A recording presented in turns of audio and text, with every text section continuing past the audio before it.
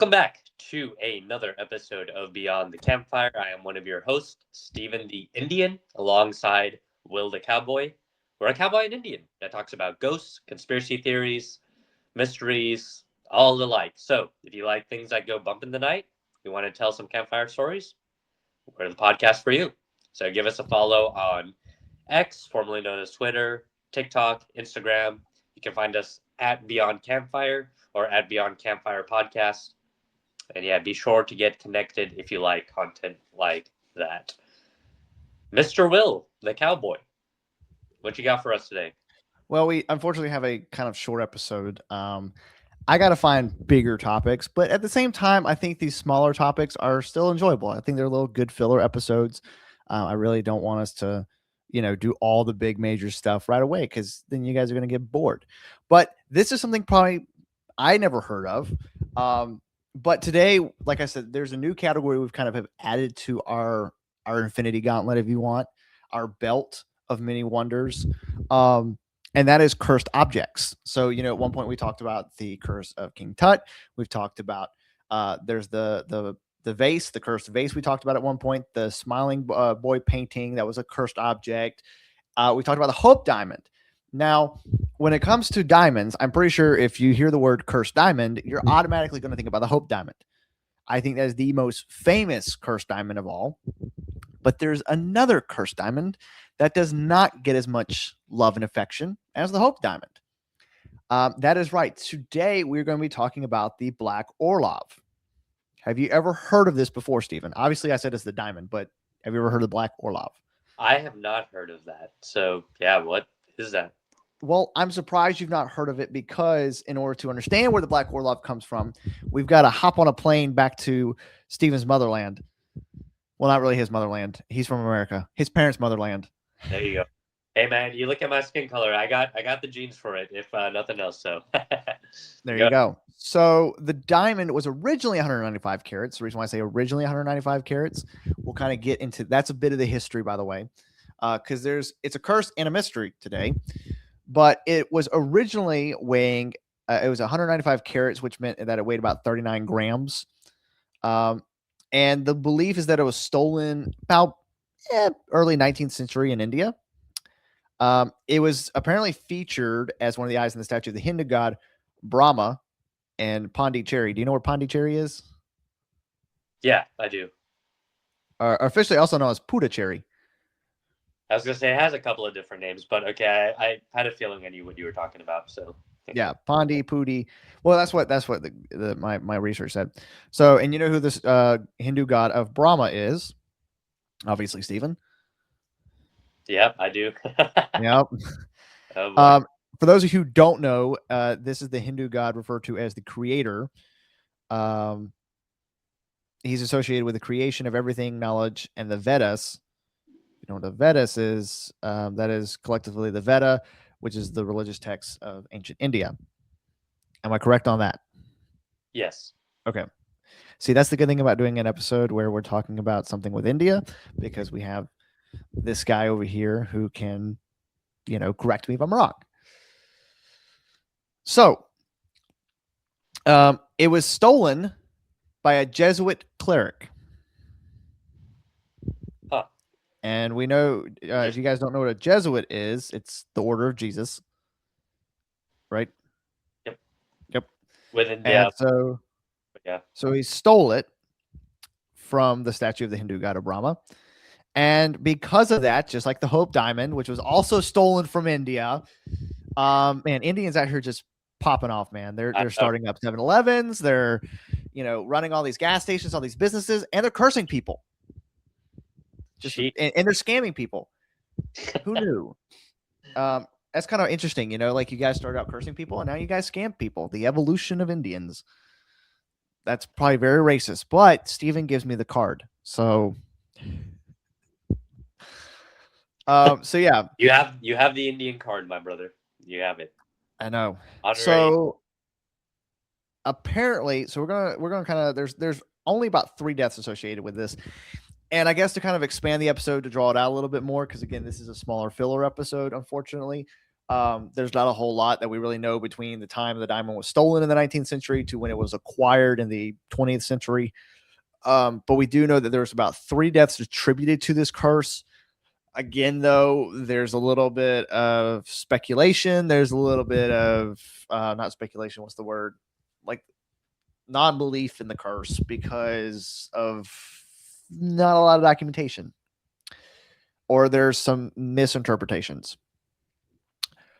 So, like I said, it was originally 67 point. Well, hold up, my bad. That's later. So,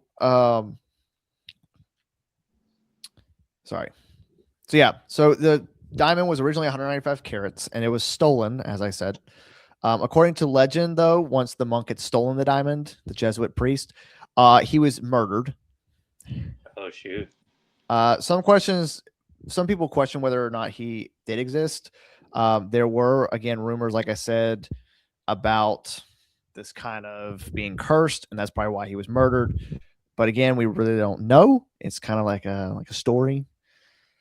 So, the origins are very murky. There's not a whole lot we know. All we really know is the guy got the diamond, then he got murdered. It's possible that it was the curse, but really, it did not pick up until about the 20th century, when this is when it started making its name for itself. So it was rumored to be responsible for 3 suicides during the first half of the 20th century. The first one was a European diamond dealer named J.W. Paris. He bought the diamond in 1932 and he brought it to the United States, where apparently after its sale, he apparently jumped to his death from a Fifth Avenue skyscraper in New York. Goodness, what a way to go. Sheesh. Yeah, so he bought the diamond. He said, "This is great," and then he goes to the Fifth Avenue and jumps from a skyscraper. Something tells me there's something weird about this diamond. Yeah. So, despite this story, again, no official record. So maybe. 15 years later, apparently there's 2 Russian princesses who were both supposedly to have owned the Black Orlov. So one of them, apparently after fleeing Russia and settling in Europe, the first woman reportedly was driven to suicide in 1947.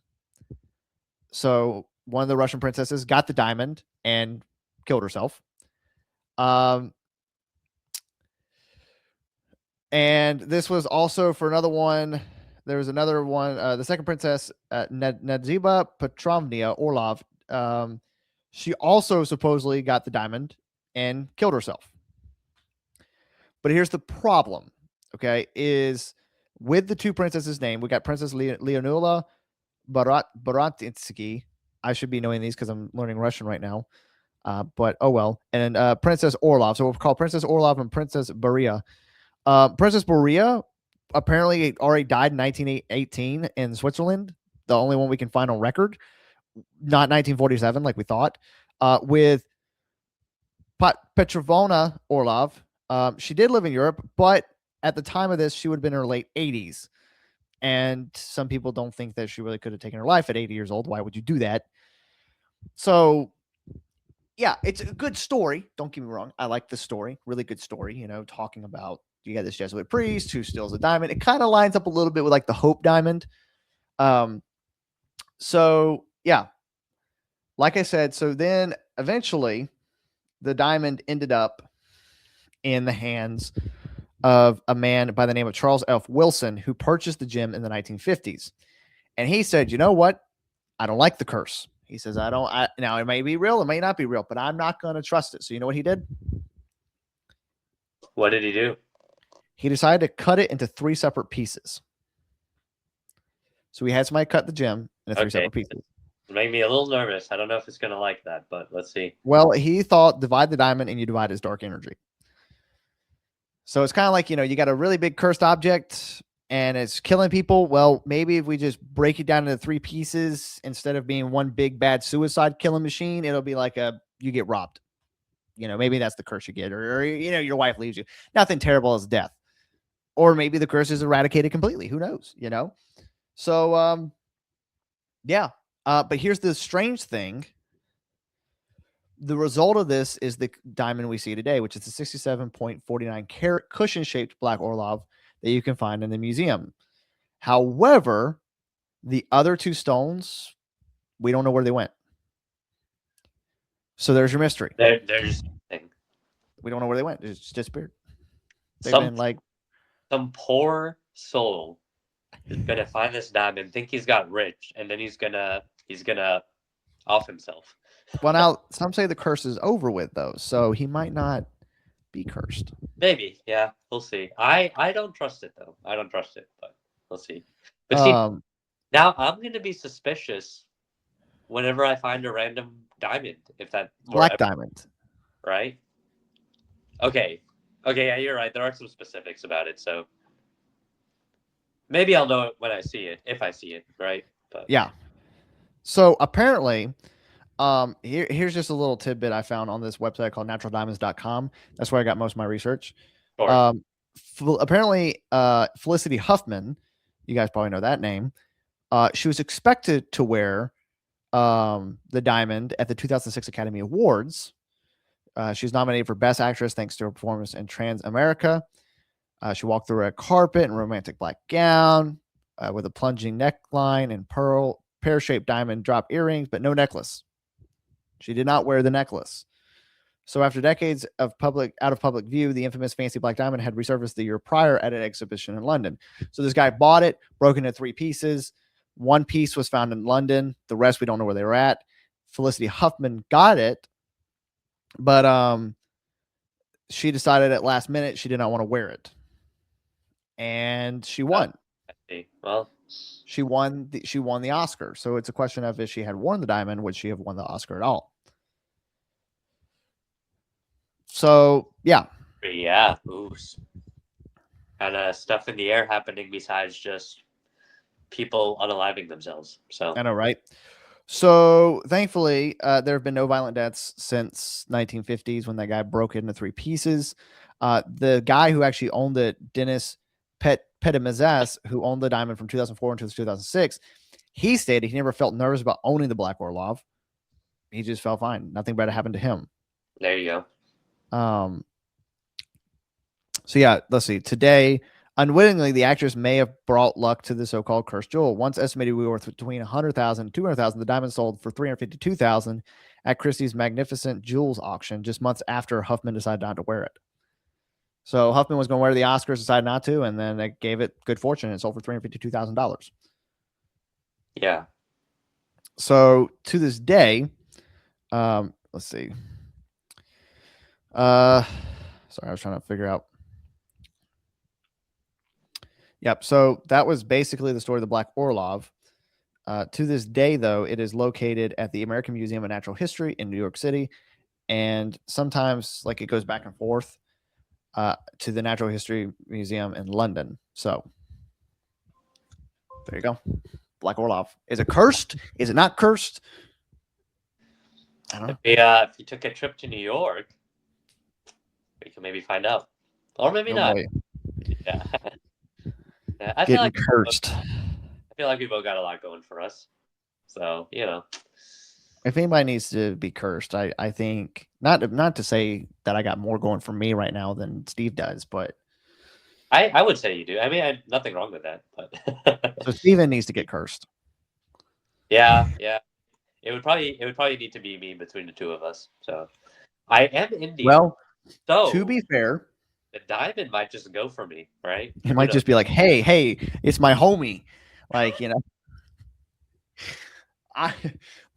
goddess is like, the goddess is like, I'm not gonna curse you because you're Indian. We're cool, right? And then you're like, but I'm Christian. He's like, oh, you know what? Curse. Yeah, because it's gonna remember you betrayed your people. It's gonna remember that Catholic Jesuit, and although I'm not Catholic, I am a Christian. So yeah, you're exactly right. He's gonna be like, you've betrayed your people. I wasn't gonna curse you, but you know what? You turned your back on your people. Dude, you won't open up a 7. Your dad will only open up a restaurant. He won't open up a 7-Eleven. I almost wish you became a lawyer, not a scam caller. Okay. You know what? just because I really like that concept a lot. We don't have a story for today, and me and Will are kind of anti ChatGPT now, but maybe we make just like a mini off the cuff story, right? Or I Oh, could. okay. Okay. So what we're going to just at the end of this to stretch out time, we're going to create a fake story about Steven. There you go. It can All just right. be minutes. Listen. I could spitball it. There you go. It can just be basically it just really needs to be okay. Let's I thought make it. you already said what was going to happen. That's true. Here's the story. We find the diamond. This goddess. Yeah. She's about to curse me, and then she's like, "Oh wait, you're Indian," and I'm Yeah. like, "Ah, yeah." And then you wouldn't do this to me. I feel like. Oh, I'd be like, what? What did you know? He's Christian. Okay, you You know know, what? his dad doesn't own a 7-Eleven. You know, he doesn't do scam calling. He's a lawyer. Yeah. Okay. Say all of that, and then this is gonna be a funny episode. People are gonna be watching this, and they're like, "What the heck?" Well, before we continue to recap, basically a Jesuit priest stole a diamond and it killed 3 people, and now it's just in New York. Where could it be cursed? Still, who knows? Was it cursed? Who knows? But yeah, me and Steven, we hopped on an airplane and we flew to New York. And we walked in there and we saw that diamond in there. And just like with the Hope Diamond, there's a little crack in it, right? Because remember the Hope Diamond story from ChatGPT, there's like the crack and the smoky god came out. And it was like, I don't know about this. This diamond. ah! And it was like, and the god's like, who dares disturb me? Who broke my diamond? Who stole me? Oh, white guy, he's the devil. And then you're like, no, spare my friend. Don't get me. Oh, you're an Indian. I'll save you. You're fine. There we go. Yes. And then Will says, Well, did you know this guy's actually not Catholic? He's Christian, and like, his dad doesn't own a 7-Eleven, and he went to lawyer school instead of scam school. Will. Oh, well, you betrayed your people. I bet you don't eat your curry like a good Indian boy. I eat curry sometimes. Sometimes you probably like cheeseburgers, you whitewashed Indian. That's probably racist. That's probably going a little too far. Hey, you got the card, man. I gave you the card. And then he zaps Steven, and Steven turns into a toad. Yeah. Hey, any Indians watching this, he's invited to the Indian cookout. So yeah, I love me some chicken 65. There you go. Love it. So, there you go. And then once Steven turns into a frog, I'm like, darn. And then I grab him and I run out, and then I got to go find his girlfriend. And I'm like, hey, listen, I know this is really weird. You've never met me before, but you know who I am somehow. I need you to kiss this frog. I swear it's not weird. I need you to kiss this frog. It's your boyfriend. And then, she's like, okay. And then she kisses and it turns into Steven. And she's like, wow. The end.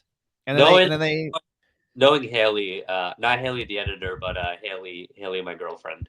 Yeah, it gets confusing, guys. Two different people, right?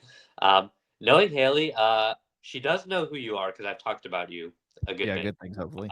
But yeah, so if you told her I'm Will, and here's a frog, she would do it, dude. She's like she's an extrovert. She kind of likes adventure, so she would kiss the frog. Now I feel like now I can like prank her, Because like if this actually takes off, me and Steven have plans to actually go out and like we do have a surprise. I don't know if we want to announce it yet, but next month we are in the works of something, which is a teaser for what you guys can expect if you guys follow, like, comment, subscribe, do all that great stuff. Because if you thought the podcast is fun, you just wait until we actually go exploring. But I feel like we're actually going to go find a cursed object, and now I'm going to prank Haley when we get back, and I'm going to be like, hey, you remember how we went to New York to look at the Black Orlov diamond?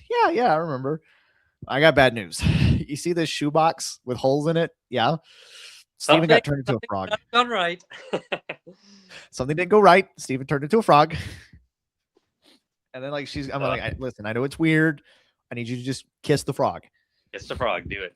And then she's going to kiss the frog, and she's going to be like, why isn't it turning into Steven? I'm like, oh, funny. He's in the bushes with the camera right now. This is a prank.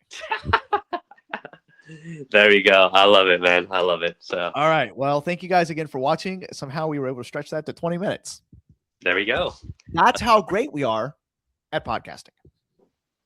So, guys, make sure you like, comment, subscribe. Make sure you guys follow us on Instagram and Twitter at Beyond Campfire. And yeah, don't go kissing random frogs.